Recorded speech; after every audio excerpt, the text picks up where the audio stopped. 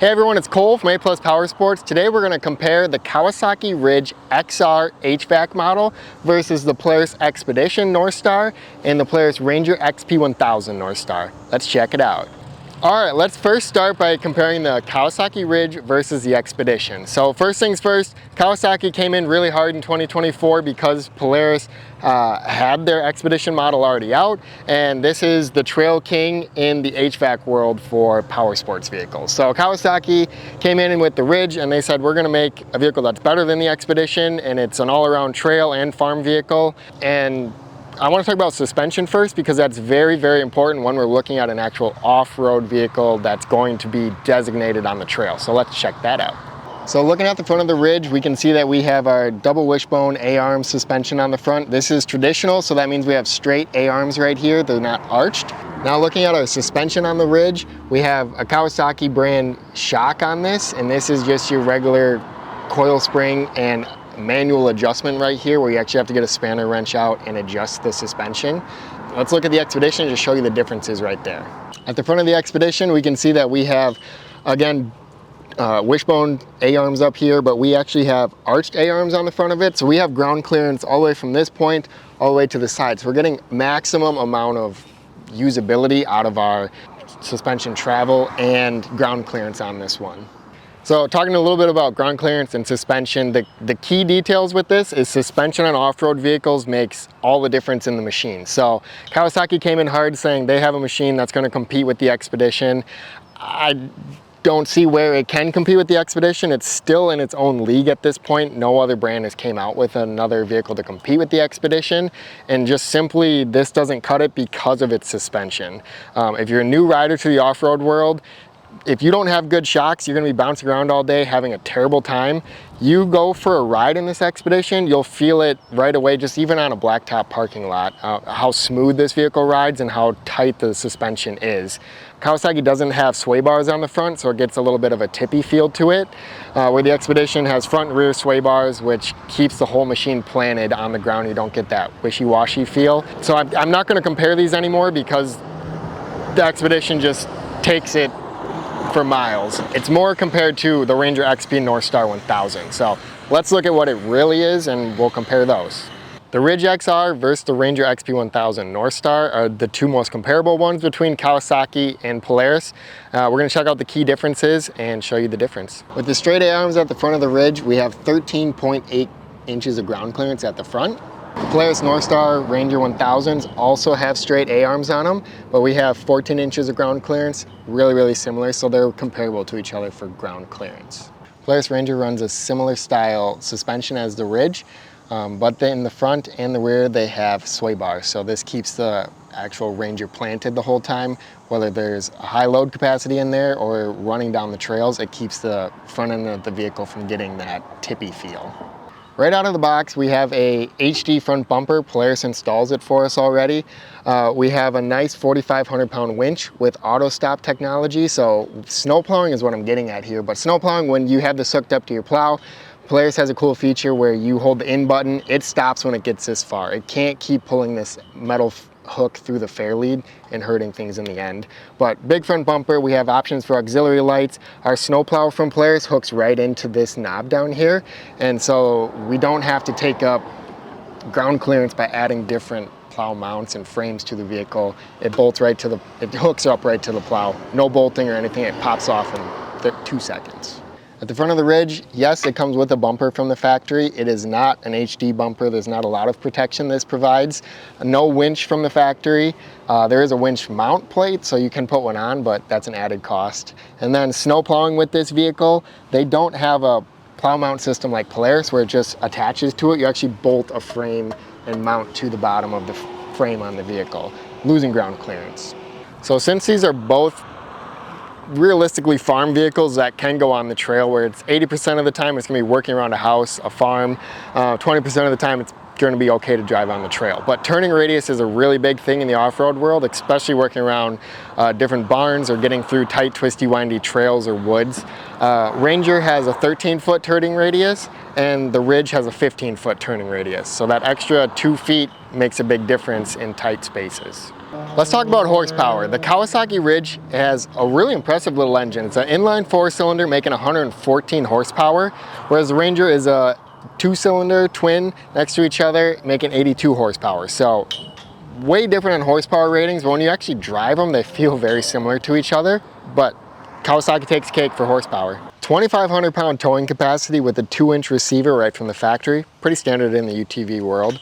Dump box in the rear that can hold 1,000 pound capacity.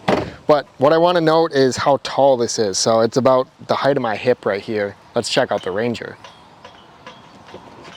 The back of the Ranger, again, a 2-inch receiver, standard from the factory. Even with less horsepower, it has the same tow capacity rating at 2,500 pounds and 1,000 pounds in our dump box. So similar pickup truck style latch to it. The Kawasaki came up to about here, so that's a good 3 to 4 inches, which makes a big difference when we're shoveling and loading things into the bed of the Ranger. Dump box on the back of the Ranger has a gas assist shock. So we lift it up and it slowly lifts so we can dump out our 1,000 pounds of payload in there. Polaris has been doing this a really long time, so bumps, squeaks, rattles, buzzes, different things like that has been very, very fine-tuned on the Ranger, and they know what they're looking for. And the first thing I notice is this is quiet driving down the road trail and you're not hearing the squeaks. And thanks to our dump box actually having neoprene bushings here that come down onto these little rollers to hold it locked in, you can see how quiet it is. Nothing rattles and moves. On the Kawasaki, we still have a similar style opening dump box on it. We pull up the handle, lifts up quickly for us, and when we bring it back down, you hear this all day, which is pretty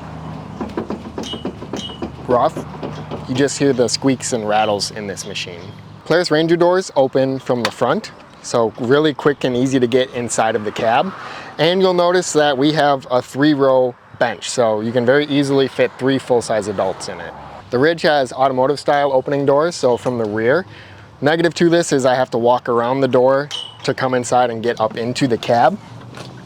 And you have 2 bucket seats, so you can't have a third friend ride with you.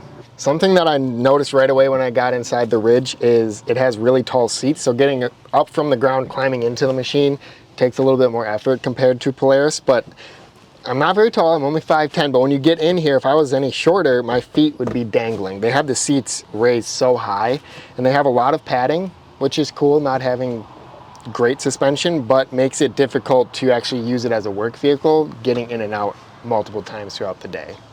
Inside the cab, we have a couple different storage options on the Ridge. There's a front little glove box, pretty small. A regular glove box, again, pretty small, little plastic hinges to it. It has a nice center console that has a lot of storage in here. Now, when I'm driving, I always want to put my arm on this. When you are driving, you're kind of leaned over pretty far. A benefit is they have sliding seats because it is a bucket seat, so that passenger can get really close to the grab handle. There's no grab handle on the door. There's this little guy here, but there's not anything to rest the rest of your arm. So off-roading the machine, you kind of feel out in the open as a passenger. As a driver, I don't know why they still have a emergency brake on this. Every time you start it, you pull this and then you have to release it to use your gated shifter to go through the gears. Gated shifter is a negative in my opinion because when snow plowing, you want to be able to quickly go from forward to reverse, and you have difficult time doing that with the gated shifters. We have a full color display on the Ridge, so when we turn the key on, let it load up here. It comes up with our warning message. We hit select to go through. Okay, now we have our gauges. And it looks nice. I mean, we have our full color display. You can see your gear, belt temperatures, RPM, miles per hour, what drive mode you're in. For normal, you can change that over here. Sport, normal, and work mode. But very basic, not touchscreen to go through anything. The strangest thing on the XR version that doesn't have their bigger screen is if I wanted to go get my reverse camera on, I can't just put it in reverse and have a camera light up or come on. I have to go into one of these, and then I can go down to camera. This one doesn't have it, but even the ones with it, you have to select camera, and then you can use your reverse camera. It should just come on in reverse. So on our dash, we have our heater and AC controls.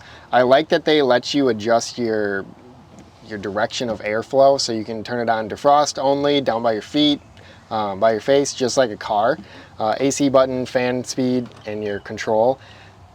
They are on their first generation of HVAC units, but it does not have a 2-stage compressor, which that means when you're sitting at idle, it's not cold AC. So if I'm working around the yard driving slow, if I come to a stop or sit at an idle or low RPM for a while, I lose my AC and it warms back up inside the cab. So getting in and out, it's no longer cold in here.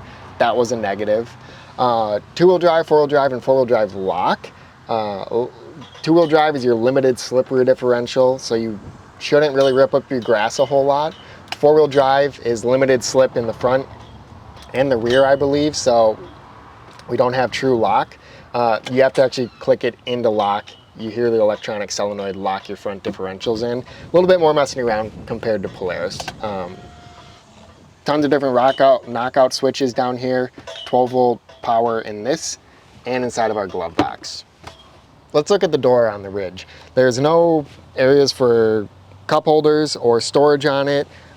This was one of the negatives, like thinking about wintertime, if I'm snow plowing, I'm in and out of the vehicle. It has a very small little door latch on it, and you probably can't get your hand in there with gloves on very easily. But when I'm in an HVAC unit and it's fully enclosed from the factory, of course I want it to seal. This was a really big downfall on the Ridge. I drove it in the rain one day and I got really soaked. So when you shut the door, I can actually push this and move enough to get my hands out of here, which it lets so much water in, and it ran down the back of my neck, and I wanted to be drying my HVAC unit. We're back inside the Ranger Northstar, and we're talking about storage. So we have a storage box up front, a little bigger than the Kawasaki, and then a storage box down here, pretty decent sized glove box to it, and it's still made out of plastic. We can lift up our seats though, and we have a lot more storage. We can put a 5-gallon bucket in here, anything else we need to haul that just stays out of the elements, along with storage underneath the driver's seat. So there's a storage tray in there as well. The Premium comes with your standard gauge. We turn this on, it does its little loading screen, but there's no safety display that I have to click through. It will automatically show up. Miles per hour, RPM, and engine temp, fuel gauge, hours, clock, tons of different little gauges and settings to go through. It's doing the same thing, just in its own contained package. But shifting in this, Ranger uses a straight through shifting linkage and system, so we don't have a gated shifter. So going from forward to reverse is very simple. Snow plowing is really where I feel this. The dash on the Ranger, we have a battery tender port right from the factory, USB ports, and 12-volt accessory power. Windshield wiper, our AC modes. The seats, in my opinion, a little bit more premium. I sit normal in this and flat-footed, and I have somewhere to put my foot. But the biggest thing is Polaris gives you a tip-out windshield, so you can quickly open this and push it out to get more airflow when you're working around the yard. So talking about the leaking situation I had on the Kawasaki driving in the rain was pretty bad. There was wind and rain coming in through the gaskets around the windshield seal. Through the door was really bad. I was soaked from the top, and then it was coming down through here, the roof, onto my pant legs. Not saying the Polaris will never leak, but they do a really good job. They are on their 4th generation of Ranger Northstar, so our AC is upgraded. It stays cold when we're at idle. You don't have to worry about running high RPMs to keep that compressor going. But the doors are the biggest thing. You can just tell when you shut the Ranger door, it's solid, it's a double gasket, and you can't flex or move any of this. There's a grab handle on the side and comes with power windows. Now the price is always a really big decision when purchasing your power sports vehicle. These MSRP at $29,999, where the Ranger MSRP is at $28,999. So $1,000 cheaper on the Polaris, but you're getting a winch from the factory, an HD bumper, a tip-out windshield, like a lot of added goodies that the Kawasaki just doesn't have. When people compare the Xpedition to the Ridge, I get priced a lot. Yes, the Xpedition is a little bit more money, coming in at $39,499, and The biggest reasons are suspension alone, at least $4,000 in shocks, tip out window, winch at $1,000, ride command, and JBL audio. This is a really, really luxury off-road machine. So yeah, it will cost a little bit more, but if you're looking to trail ride, the Xpedition is not comparable to the Ridge. That's a quick look at the Kawasaki Ridge XR versus the Polaris Xpedition XP Northstar and the Ranger XP 1000 Northstar. Not that this is a bad machine by any means. I hope I didn't come across that as in the video, but there's other options out there when you're looking at these vehicles. So if you get out and actually test drive the Ridge versus a Ranger, I highly, highly encourage you to do that and just make your own opinion with it. But thank you guys for watching. If you like this video, hit that like and subscribe button. If you want to see what I have in stock right now, check out aplusride.com. And as always, thanks for watching.